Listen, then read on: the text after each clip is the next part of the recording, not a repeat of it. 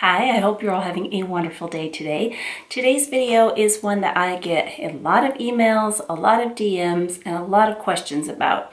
And it is about what it was like to do luxury shopping in Europe. How did I get things home? How did I know the prices? How was the process of getting the tax back? So I just wanted to do a quick video on this to answer a lot of those questions because I kind of skimmed over them, I believe, in my haul video from Europe, but not very thoroughly. So the thing that I want to start with is before you go on your trip, what I did was decided what items I was interested in. And I was going to two separate countries. I was going to the UK, to London, and I was going to France, to Paris. So on any website of whatever item you're interested in, be it Chanel, Fendi, Dior, Louis Vuitton, pretty much anything, change the location to the United Kingdom, to France, to Germany, wherever it is that you are going. And so then you can find the price in their currency. So you take that price, subtract about 12% from it. And the tax in Europe, pretty much everything has a flat rate tax of 20% on it. There's some items that are different, like some children's things and maybe some food, but I didn't really pay attention because it wasn't stuff I was buying. But yeah, everything is built-in tax, unlike here where, you know, no matter how much this is, when you get up to the checkout, depending on what state, what city, where you're at, your tax is going to be different in the United States. So they're just even 20%. The company that will help you get the tax refund takes a portion of that. So what you get back, if you choose to put it on your credit card, is about 12%. So take the price in euros, in pounds, in whatever currency, you know, whatever you're looking at, and minus 12% from it. Then take that amount, I just do a Google search, and for example, how much is 380 pounds in US dollars? And that gives you the idea of what you'll pay. Now, it does fluctuate daily on the exchange rates, so that, you know, is a factor. But so that helps you kind of have an idea of what you're going to be spending versus, you know, what the price says versus what it is here. And I actually made spreadsheets, everything I was interested in. So I had Louis Vuitton Capucines, and then I had columns, I had the US price, I had the price for the UK, the price for France, and all those with the VAT back, which is, you know, approximate, and then what the price would be and what the savings would be versus the United States to purchase it in either London or Paris. So that's how I went about that, and it was pretty accurate even with the exchange rate being a little bit off. It was pretty much dead on, didn't change a whole lot. So for the US, if you are traveling alone, you can claim $800 completely duty-free when you come back into the country. If you are with a family, it is $1,600.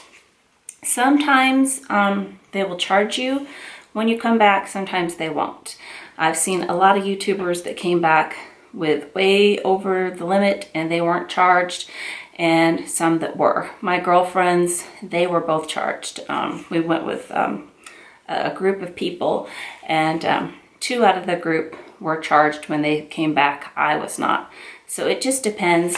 But fill out your custom form on the airplane and put absolutely every single thing that you bought. I wrote deodorant, I wrote tea, I wrote a tiny L'Occitane hand cream. I wrote everything down. So I think that helps a little bit too, you know, with being transparent. So be sure you write all of that down. I made a list because there was a lot of things I wanted to cover, and I knew I would forget some of it. Okay, let's see. For payment, I used a credit card that had non-foreign transaction fee. And the people that we went with, this was my first time in Europe, so I made a big mistake. The people that we went with told me that if you have the option to pay with dollars because it's cheaper. It is not cheaper. So I ended up buying my Fendi Peekaboo and bought it at Galeries Lafayette, and I paid with dollars. That cost me about $65 to $75 by not letting my credit card do the conversion.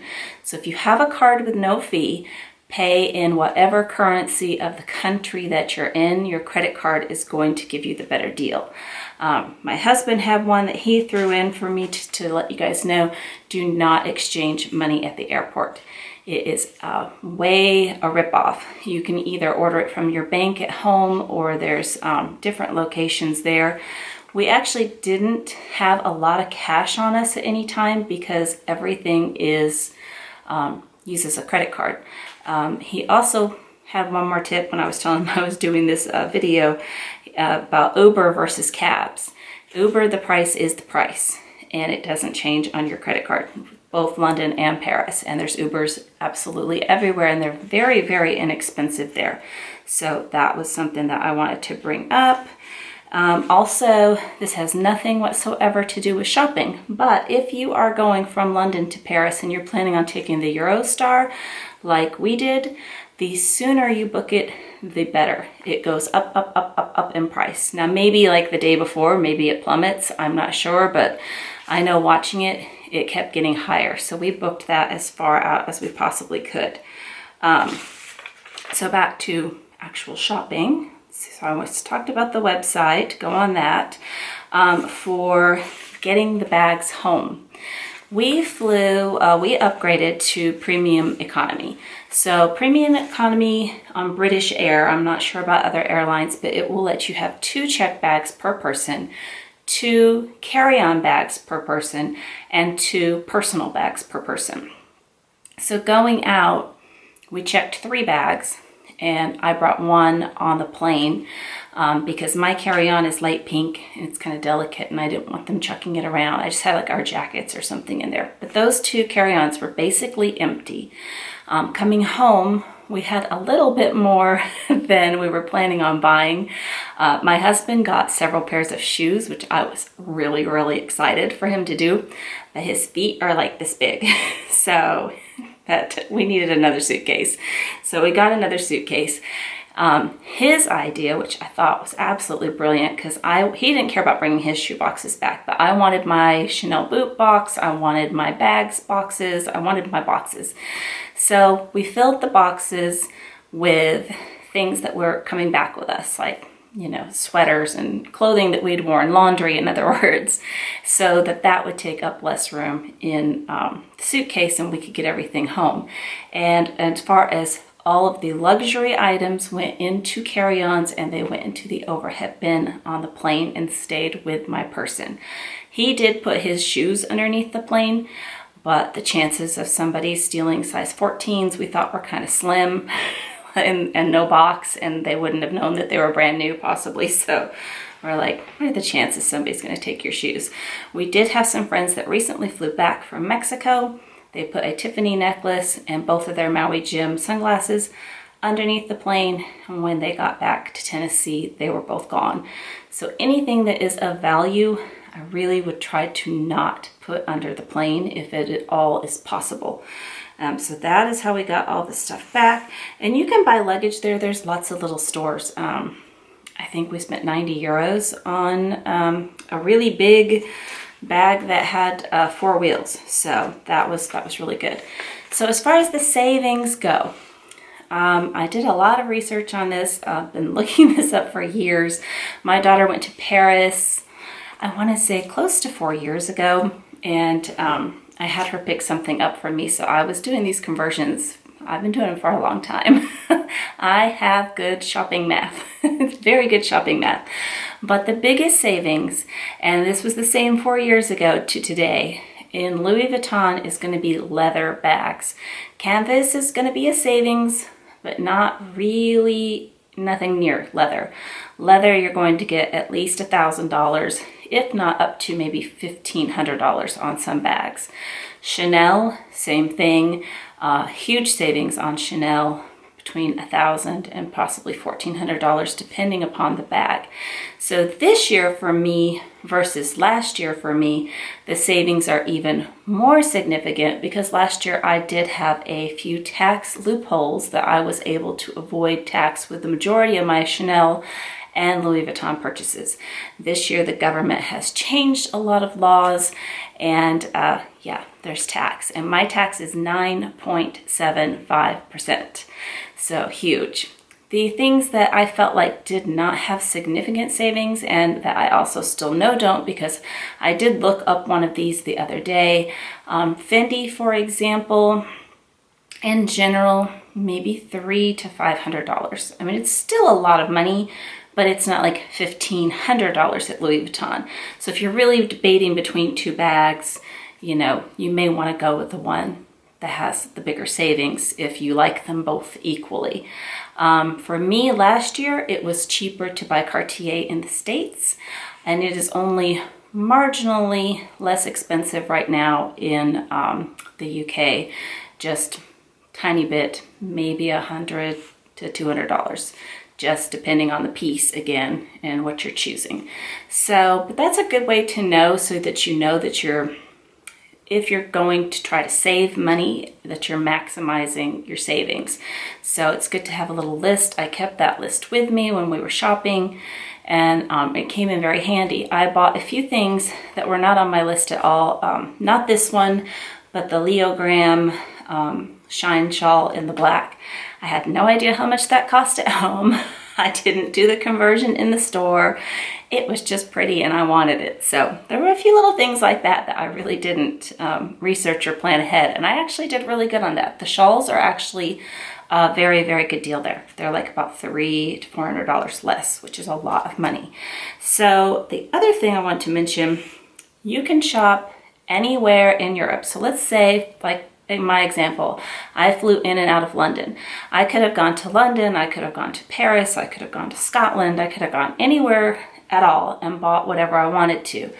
When you go to the airport that you're exiting Europe from, so whatever airport that is, like maybe I flew in London and flew out of Paris, it makes no difference. But that is where you claim your VAT or your tax back. And there will be directions. The people will be very helpful to tell you where to go. We stood in line not very long at all. And I did choose on the majority of mine to get it back on my credit card. There's a few stores that didn't fill it in automatically. And when we were talking to them there, we opted for cash. If I ever go back, I'm going to do cash. I'm not going to get it back on the credit card. I'm just going to go for the cash and just have it be done. You do get less money back, but then you're not sitting there waiting and wondering and hoping that you're getting it back.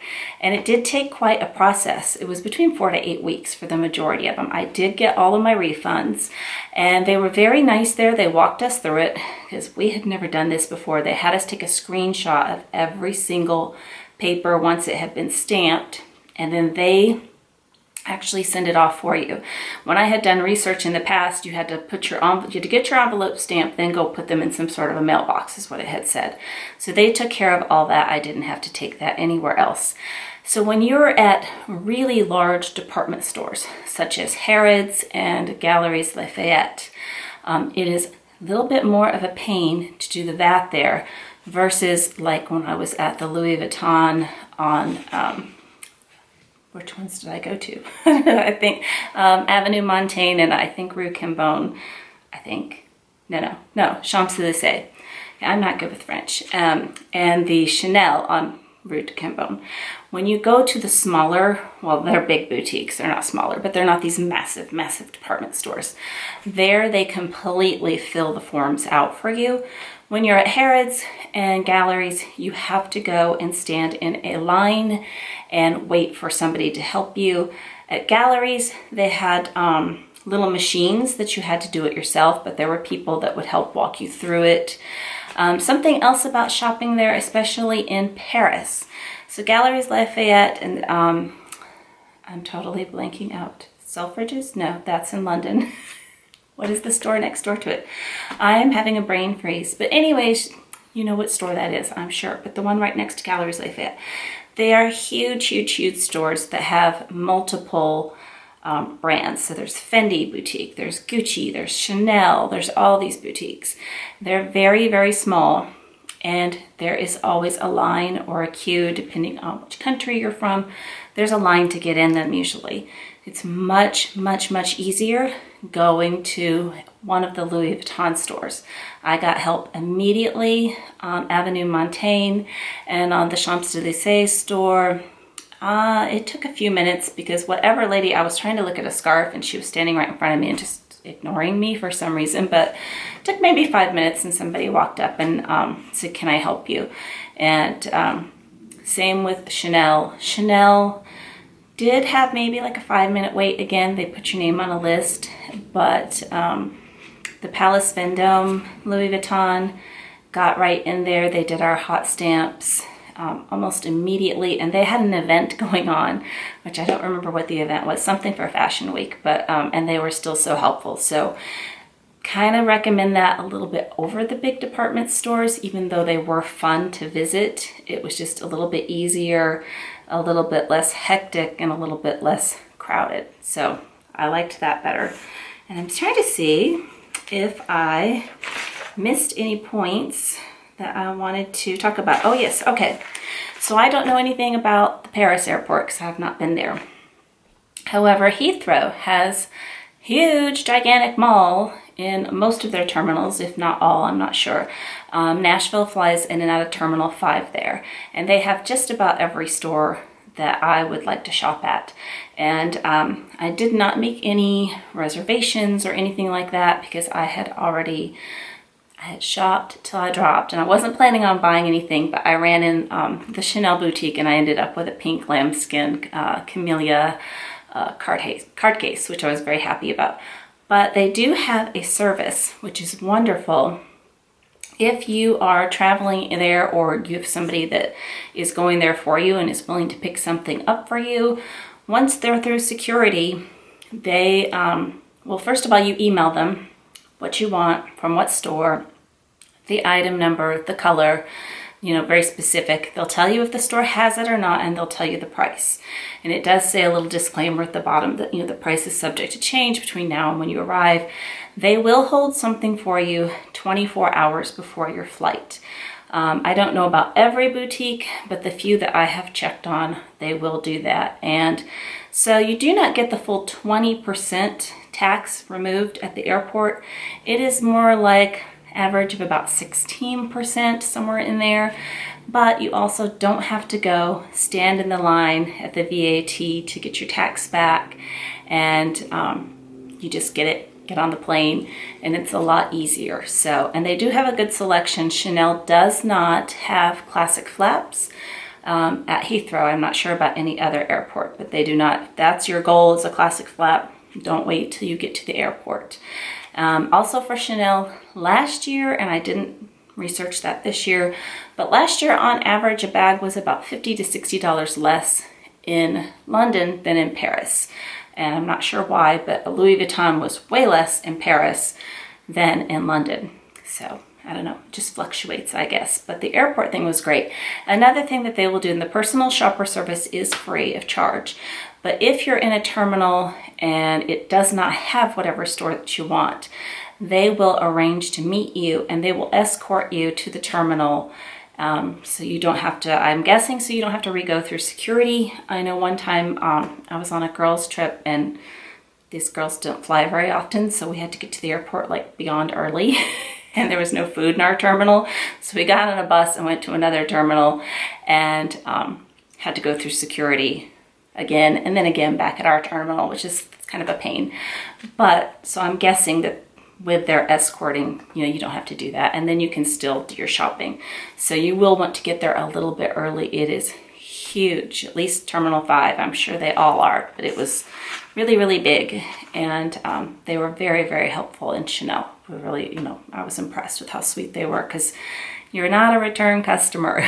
You know, I mean, most people are not flying into London every day shopping at Chanel, but so that is an option too. And I'm sure that other airports have luxury stores as well. I know there's lots of duty-free shopping here in the USA. So I hope that was helpful.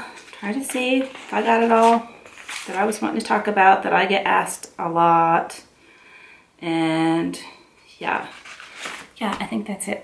I think that's about it. But we had a lot of fun. We'd definitely go again, but do your research and, you know, try to figure out, if you're only going to one city, you know, then you don't have to do as much research. But I found just about everything was less in Paris, so that's where I did the majority of my shopping. So I hope you have a wonderful day, and I hope to talk to you again very soon. If you haven't done so already and you like these kind of videos, I would love it if you would hit that subscribe button down below. Take care. Bye-bye.